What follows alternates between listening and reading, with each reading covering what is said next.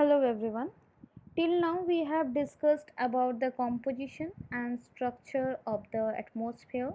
We have seen what is atmosphere and we have seen the compositions and the structure. In the structure we have seen only three parts or three spheres.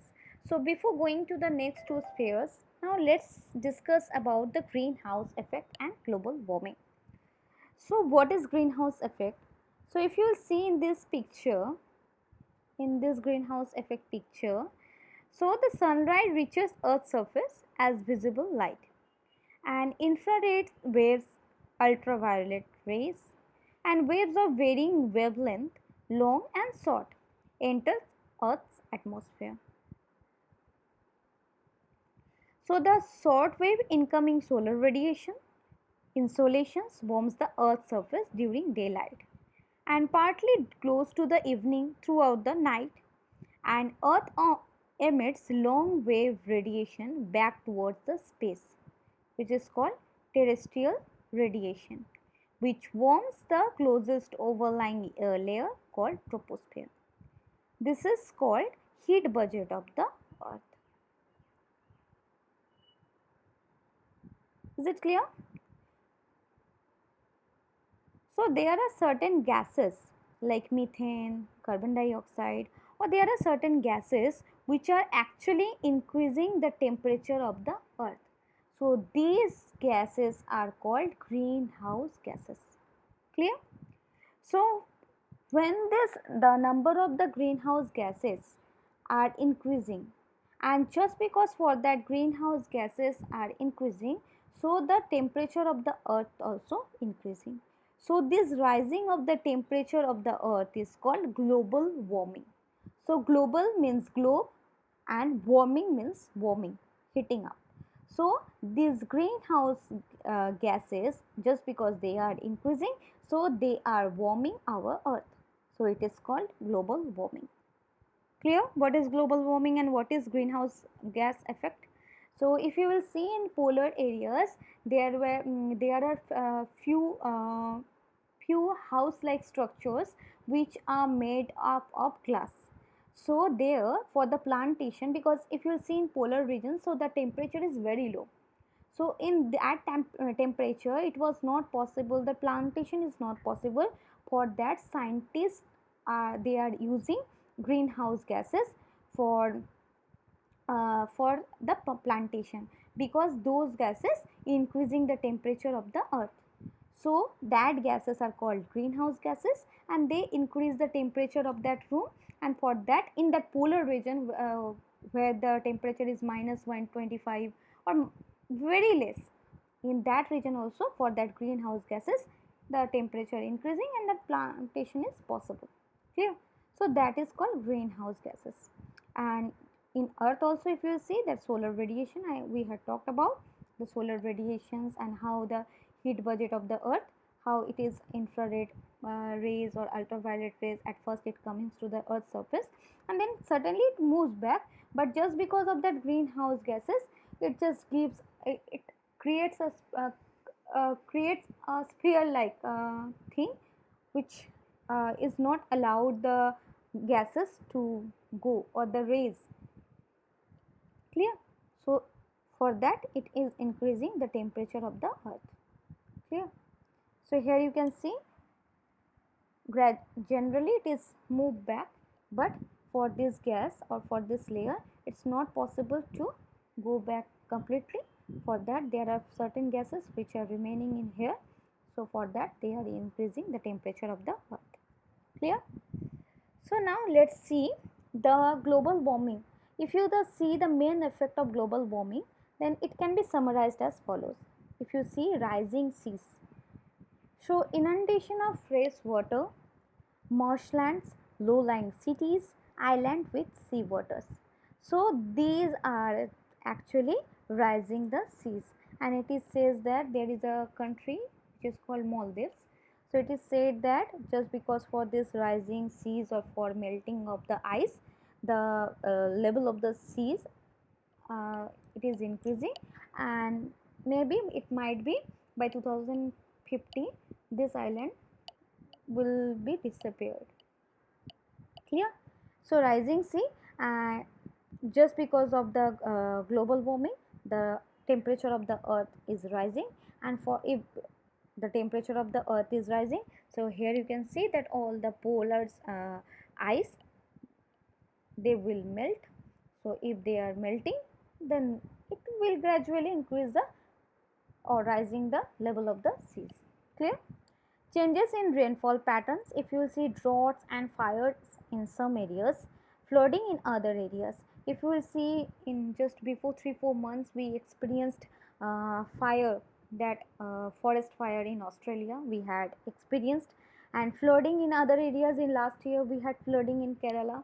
So just because for these are the effect of global warming. So for this effect we have seen, or these are the effect of global warming, and increased likelihood of extreme events such as flooding, hurricanes, etc. And melting of the ice caps, loss of habitat near the poles. Polar bears now thought to be greatly endangered by shortening their feeding season due to dwindling ice packs. So whatever the things the polar bear they are eating, so all the things are just because ice are melting, so the level of the seas are also increasing. So everything whatever the things they are feeding, in their feeding season, uh, if you see in their feeding season, that all the things are dwindling ice packs. Due to their dwindling ice packs, they are not able to feed themselves. For that, the polar bears now are become an endangered animal. Melting glaciers. So if you see that significant melting of old glaciers is already observed in the, if you see on the earth, we have already seen the old glaciers are started melting. Widespread vanishing of animal population following widespread habitat loss, and spread of disease, like migration of disease such as malaria to new now warmer regions. If you will see in warmer regions, nowadays malaria increased so much. So this is also the effect of global warming. And bleaching of coral reefs due to warming seas, and acidifications due to carbonic acid formations. One third of the coral reef now appear to have been severely damaged by the warming seas, just because for the warming seas, because the temperature of the seas water also increasing. For that, many of the coral reefs, if you will see, they are now they are not appearing, or they just because for that they are burning. Clear? And loss of plankton due to warming seas, the enormous 900-mile long Aleutians Island ecosystem. If you see in there is a loss of plankton, means in, if you see, the water ecosystem also had a great for this global warming, the water ecosystem also they have a great impact on water ecosystem also, because just because for this ice melting, the level of the sea is also increasing. Just because for the sea increasing, that many foods are also going down to the sea, and it's not possible for them, that like penguin, polar bears, they are now in danger. And if you will see that glaciers are also melting, and it is said that if Antarctica or our polar areas, it if it will completely melt, then our full earth or our whole earth will be disappeared. At least our surface of the earth or our soil will be disappeared. It will cover at least up to 10 feet of the earth, because that and that is a huge amount of water which was frozen in the form of frozen. It was in the, it had there in that polar region. We have that at least more than 30 or 50% water we are having in a frozen form in our polar region. Clear? So how to the, now we can understand, okay, now global warming is not good for us, not good for our ecosystem, and not good for the earth. So how to reduce global warming? So as individuals we can help by taking actions, reduce our personal carbon emissions, but to fully address that threat of global warming, we must demand action from elected leaders, to support and implement a comprehensive set of climatic solutions. We should choose a leader, elected leader who can support and implement a comprehensive set of climatic solutions and expand the use of renewable energy and transform our energy system to one that is cleaner, less dependent on coal and other fuels. So we should use solar light, we should use wind energy or any other renewable energies, and we should, instead of that coal and fossil fuels, we just use or transform our energy, because for this fossil fuels and for coal, for burning, there are lots of carbon dioxide which are emissions. So it is carbon dioxide is also a kind of a greenhouse gas. So if we will not use that this greenhouse gases, or if we will not use this fuels or coals energy, or if we will use, instead of that coal and fuels, if we will use renewable energy, that will good for us. Now increase vehicle fuel efficiency and support the other solutions that reduce oil use like carpool. Plants limits on the amount of carbon that polluters are allowed to emit, and build a clean energy economy. So build a clean energy economy by investing in efficient energy technologies. By investing efficient energy technology, industry and approaches, we should build a clean energy economy. Clear? So our economy should be efficient. It should have efficient energies technologies where we are using renewable energy, and in industries, and our approaches should be clean and green. It should be based on the clean and green propaganda. Reduce tropical deforestation, because trees are also prevent soil erosion. So reduce tropical deforestation, and trees are helps to maintain the temperature also on the in the atmosphere. So if the number of the trees goes down, so the level of pollution goes up. So the reduce tropical deforestation, and it is associated global warming emissions. Clear? Now hopefully it is clear to you what is greenhouse gas, what is global warming, and what are the effects, and how you have to reduce the global warming, because you are the future of our country. So if you will know that how to reduce global warming, then surely we will overcome. Now if you will see the next structure, so before that we have seen troposphere. Here you can see troposphere, stratosphere, mesosphere. Now there are two sphere only, there are only left, thermosphere and exosphere. So the thermosphere, here you can see it lies in between 400 kilometer, it's from 80 kilometer to 400 kilometer.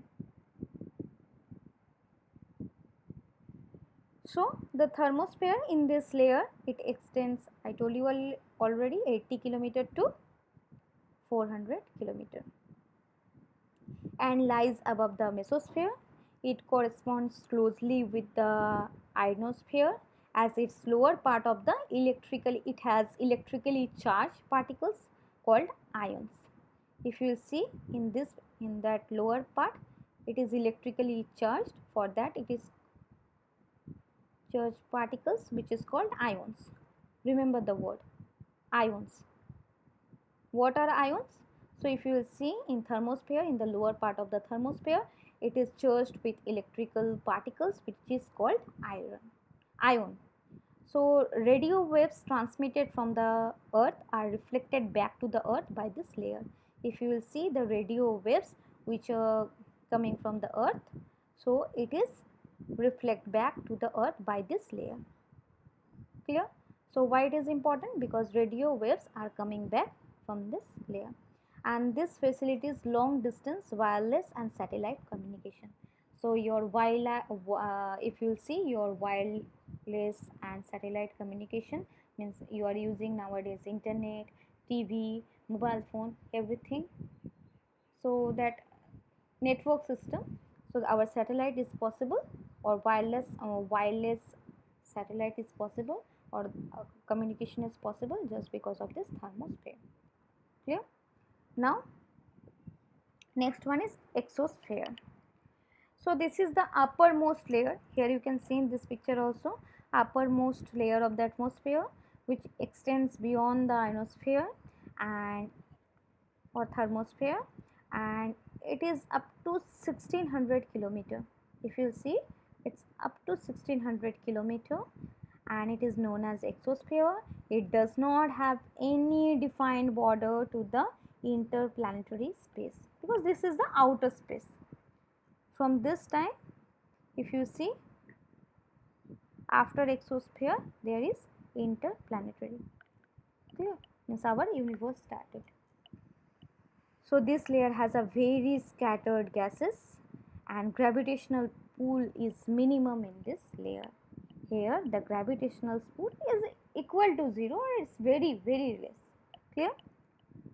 So hopefully it is clear to you. We had talked about the troposphere, then we had discussed about stratosphere. We have seen troposphere, stratosphere, mesosphere, and today we have seen another two sphere, thermosphere and exosphere.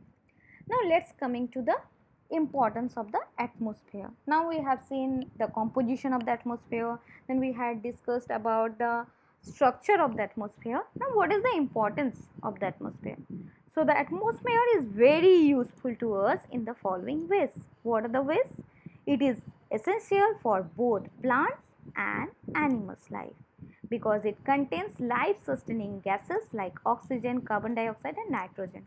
If you will see in atmosphere, these four gases are present in the atmosphere. So these are the life giving or life sustaining gases, so which are very essential for plants as well as for animals. And weather phenomenon occur on the earth due to the presence of dust particles, water vapors in the atmosphere. And the atmosphere regulates the air temperature on the earth. It also regulates the temperature of the air. It prevents extreme of temperature which would have made life impossible. It prevents that ultraviolet rays. It prevents the temperature, extreme temperature which would have made impossible for life, which would have made life impossible on the earth. So for that, it gives us the temperature, or it maintains the temperature of the earth. The ozone layer is the upper stratosphere, protect us from the harmful UV rays or ultraviolet rays from the sun. The ionosphere reflects radio waves transmitted from the earth, which makes radio broadcasting possible. Nowadays you are hopefully you are using radio, so that radio waves and everything, as we discussed earlier also, so it is coming back from the thermosphere or ionosphere. And why it is called ionosphere? Because here the maximum amount of particles, if you will see, it is ion. For this it is called ionosphere. So from this ionosphere, that radio waves reflects and coming back to the earth, and the atmosphere allows sound to travel through it. So our atmosphere, it allows sounds to travel through it. Clear? Thank you.